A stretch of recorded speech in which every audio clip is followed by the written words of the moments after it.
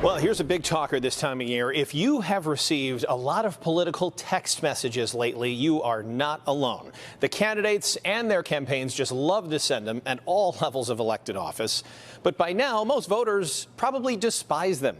PJ Randhawa is explaining how you can fight back here and protect your privacy. According to call blocking service RoboKiller, Illinois has been one of the top 5 most politically texted states, along with other battleground and swing states like California and Texas. And while the number of political robocalls has gone down in the past 2 years, the number of political text messages sent is on the rise. This election season, chances are that text you just received isn't from your friend or spouse. It's a political text message you probably didn't sign up for. It can be very frustrating for individuals to get a barrage of text messages or emails or phone calls and not have any real recourse to be able to stem that tide. According to call blocking service RoboKiller, more than 15 billion political texts were sent in 2022. That's about 50 messages for every phone in the country. And that figure expected to be even higher this election season. It's a political problem, it's a thorny problem, and it's not likely to get better between now and Election Day. John Verity, senior vice president of the D.C. think tank Future Privacy Forum, explains political messaging, whether through email, text, or phone calls, are largely unregulated. We don't want the government putting its thumb on the scale when it comes to political discourse.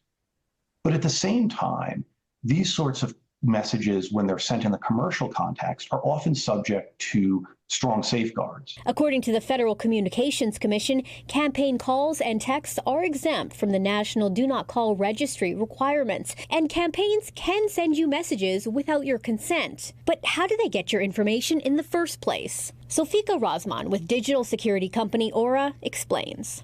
And so I think people don't fully appreciate that their data is already out there in one way, shape, or form, can be bought and sold.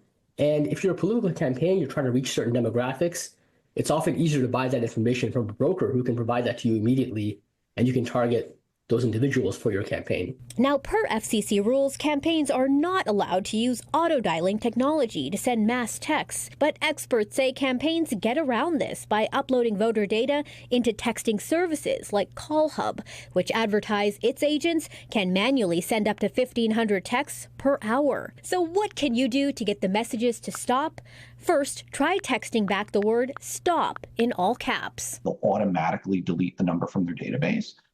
The other thing that folks can do if they receive unwanted text messages is they can forward those spam text messages to the Federal Communications Commission, and they can send that to the text short code 7726 that spells out SPAM for spam on your phone. If you're going to make donations to campaigns anywhere that could collect your information, it would behoove you to have a separate email address for that kind of stuff so that all your scam and spam emails just go to one place. A large portion of the political texts you may receive this time of year are probably scams. There are a few ways you can tell. These messages often include some urgency. They may say you're not registered to vote or ask you to donate money by clicking on a link. Now, never click on any link sent to you from a number you don't know. Also, some of the texts will address you as Dear Voter or Dear Sir or Madam. That's another red flag. And finally, be on alert for the phrase, would you kindly? Security experts say that phrase in particular is a dead giveaway that you're dealing with a scammer, because it's just not a common phrase in the U.S., and scammers, especially those in former British colonies like Nigeria, India, and Pakistan, tend to use it quite a bit. PJ Randhawa, NBC5 responds. Our thanks to PJ.